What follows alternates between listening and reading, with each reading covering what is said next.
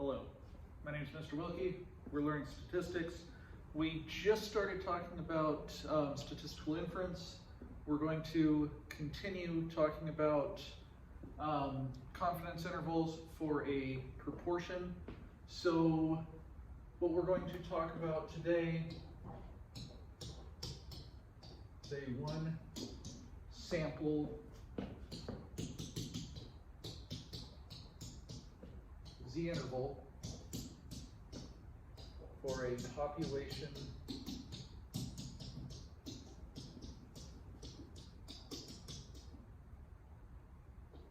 proportion. Okay, a one sample z-interval for a population proportion. We abbreviate this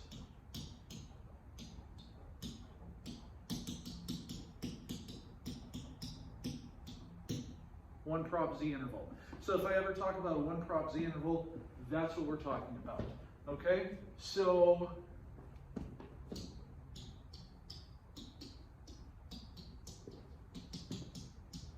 then the conditions for inference are met. And don't worry, we'll talk about what the conditions are. So when the conditions for inference are met, a C% confidence interval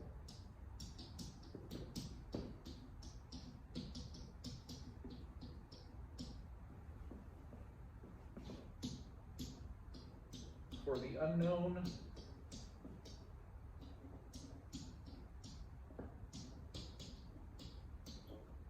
parameter P. Remember, P is the population proportion. So when the conditions for inference are met, a C% confidence interval for unknown parameter P is P hat plus or minus Z star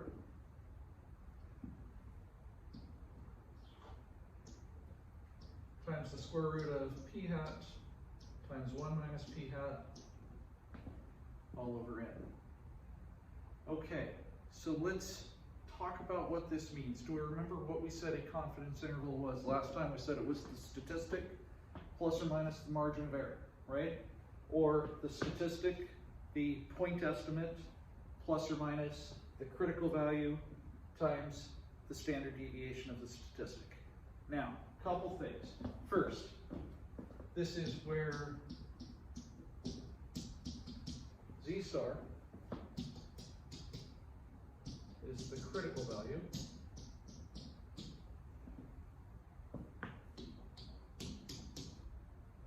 Okay, Z star is the critical value for the standard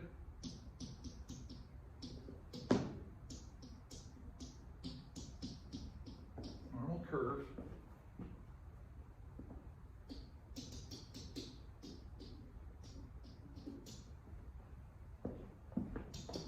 with C% of its area between negative Z star and Z star. Okay, so we will talk about how to find Z star probably next time. Or we can just figure out, oh yeah, we use our Z chart. That would do it, wouldn't it? Okay, cool. So C% of its area between negative Z star and Z star. Now, 95% confidence interval Z star should be roughly 2, right? And it's actually going to be 1.96, but we'll learn how that works, like I said, probably next time. Okay, so let's go back and see what all this says. When the conditions for inference are met. So let's talk about what the conditions are. Okay, so if we're doing a one prop Z interval, we've got conditions that need to be met. So the first condition.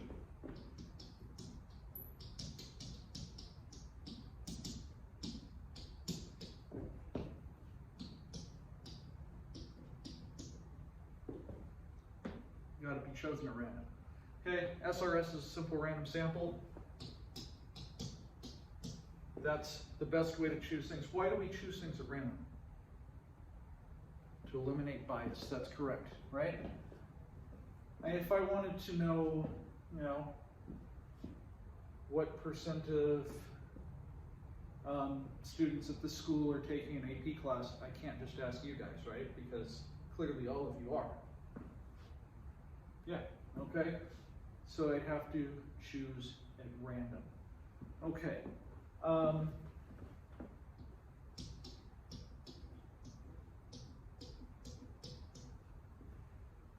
The 10% rule. Do we remember what the 10% rule is?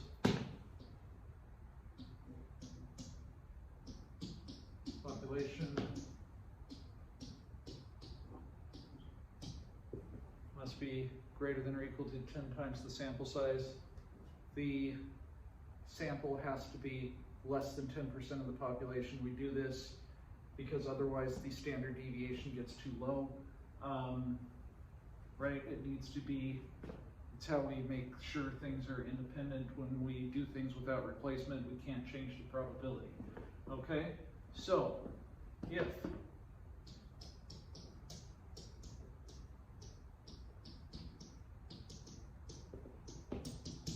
remember, if the 10% rule is met, standard deviation of p hat was equal to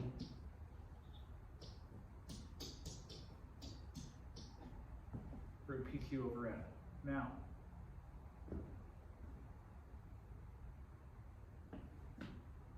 there's a difference.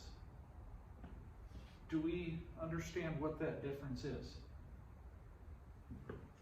P, Q, P hat, Q hat. What's the difference between P and P hat? P hat is the sample proportion, that's the statistic. P is the population proportion, that's the parameter. So the standard deviation of P hat is root PQ over N. But what's the problem? We don't know what P is, right? We're doing a confidence interval for P. We don't know what P is, but what do we know? We know that P hat should be pretty close, right? Since we don't know P, we estimate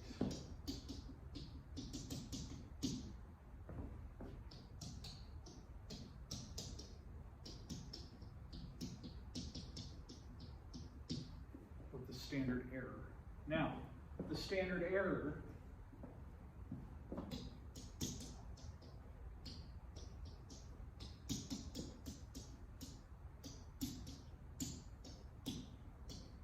is when we calculate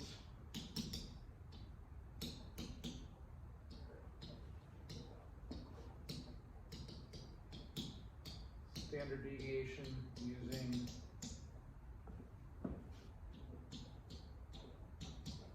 sample data. It's going to be close, but it's not quite there. But since P hat should be close to P, we can use the standard error as our standard deviation, okay? So the standard error of P hat is simply root P hat Q hat over N. Okay, so random, 10% rule. And the other rule, the next rule, is the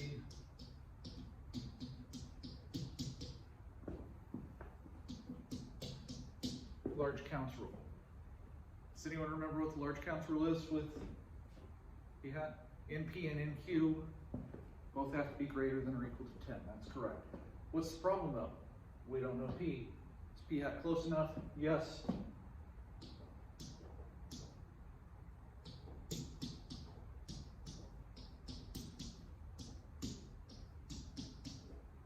So in P hat, in Q hat is greater than or equal to 10. Okay? If all those conditions are met, then we can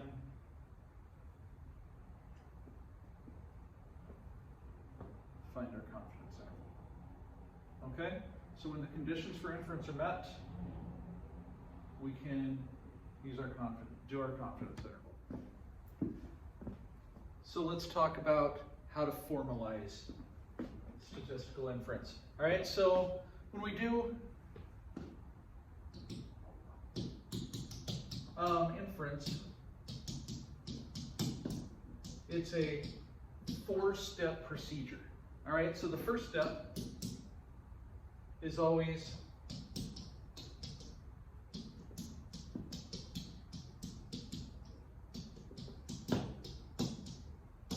state what you're doing. We want to know whatever we want to know.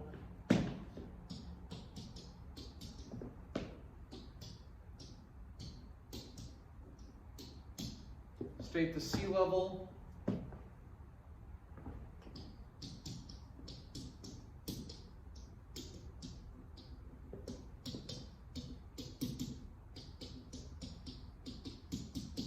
State the parameter in context. Okay, so step 1, do that. Step 2.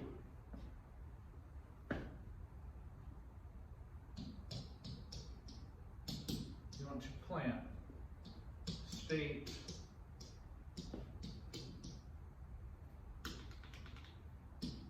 and verify conditions.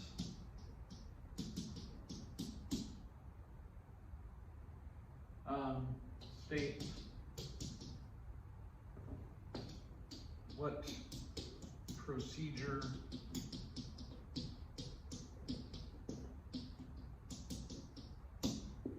you're doing. Step 3.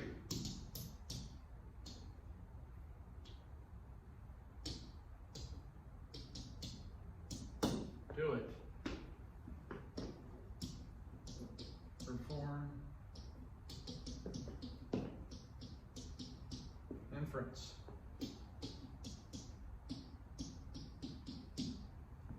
Show your work. Step 4.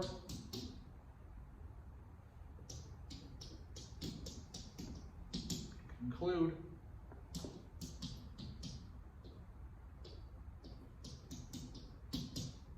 Interpret results.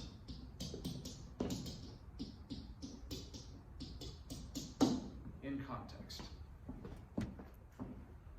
All right, so let's do an example, okay?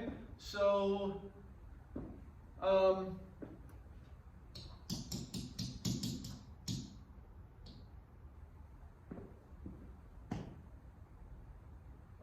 we know what percent of the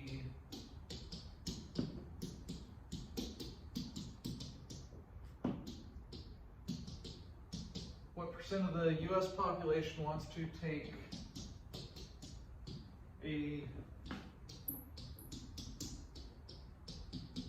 COVID vaccine.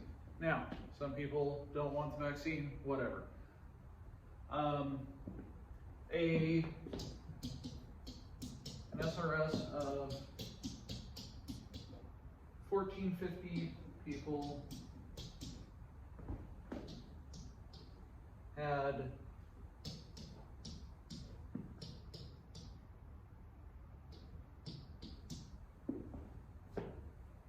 now,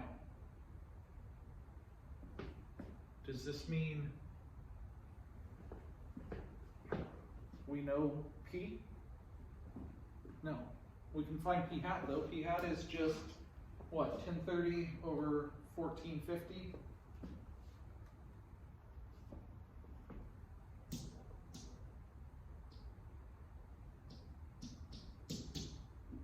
So P hat is approximately 0.71. It's actually 0.7103448, but we'll call it 0.71. Okay, so let's do 4-step inference. I will show you how to do it. We will go back and forth to what we're doing. So when we do 4-step inference, show me that it's 4 steps. Write out step 1, step 2, step 3, step 4. Step 1, state, right? State what? State what you're doing. State the sea level, state the parameter in context. What do we want to know? We want to know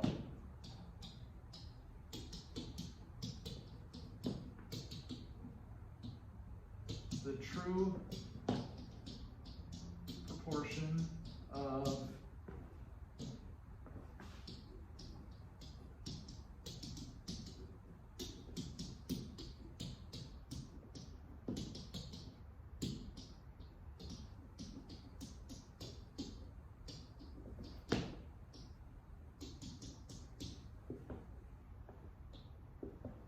proportion of people in the United States who want the COVID vaccine. We will create a 95% confidence interval.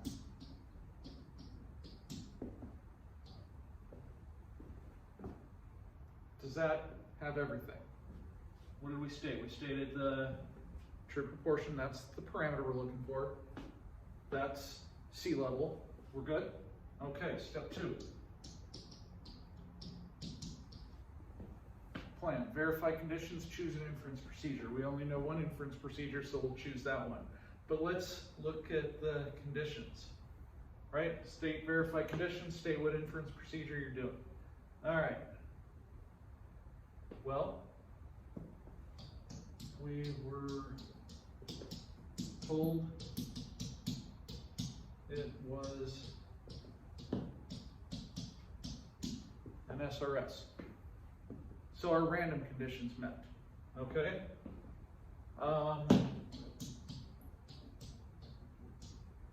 There are more than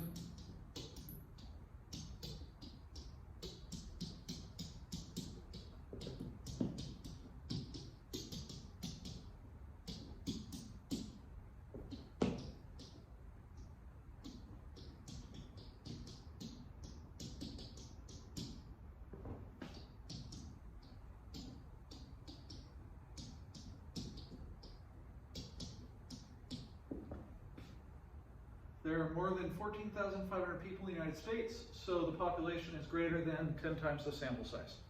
Okay?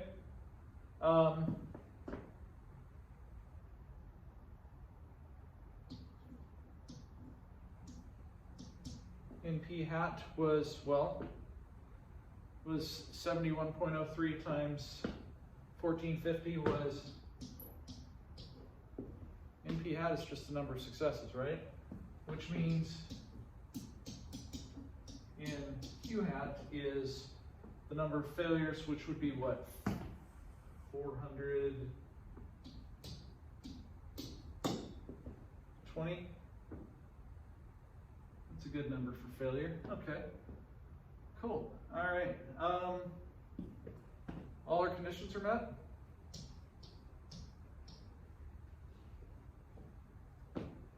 Oh, we should say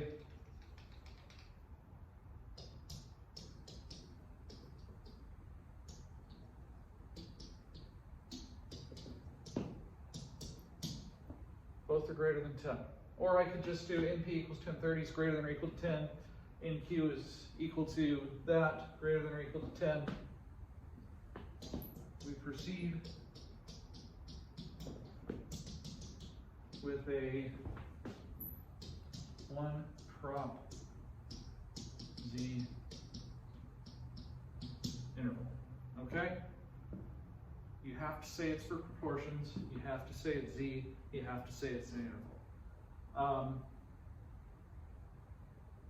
You should say 1 because otherwise, well, 1's sort of the default, but you should say it anyway. All right, step 3. Step 3 says, do it, show your work. Okay, so do it. P hat, I said was 0.71, plus or minus. What's Z star? Well, it's 95% confidence interval. We said that's roughly 2. I said if you look at your Z chart, you'll be able to figure out it's 1.96. I will show you how to do that eventually. Square root of PQ over N or P hat Q hat? P hat Q hat because it's a confidence interval. So it's 0.71 times 0.29 over 1450. Okay. Now, this is one of those things that it would help if I had a graphing calculator. I have one over here, which I'm going to use, and I get 0.71 plus or minus 0.023. Okay, so we're okay with that? All right, step 4.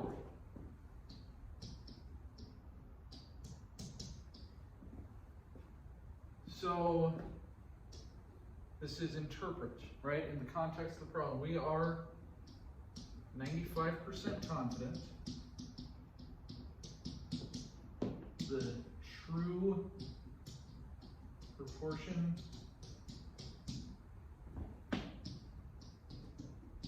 of people in the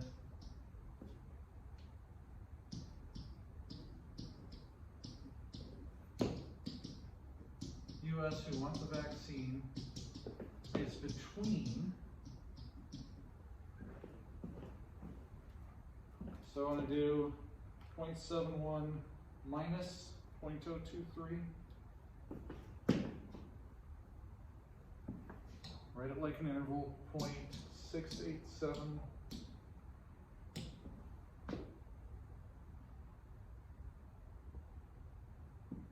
0.733. Just between 0.687 and 0.733. And that's it. That's 4-step inference. Now, seems like a lot to remember. And you're going to ask, do you have to write all this? Yes, yes, every time. Write all this stuff out. Complete sentences are wonderful. Write them, okay? Show your work. Now, when I said show your work, all I did was I plugged things in to the formula. I didn't have to, do this by hand, clearly, okay? That's it. That's 4-step inference. Does anybody have any questions? Type them in the chat, type them in the YouTube comments. And yeah, that's it. All right, well, thanks for listening. Thanks to Radkey for the t-shirt, and I will see you guys later.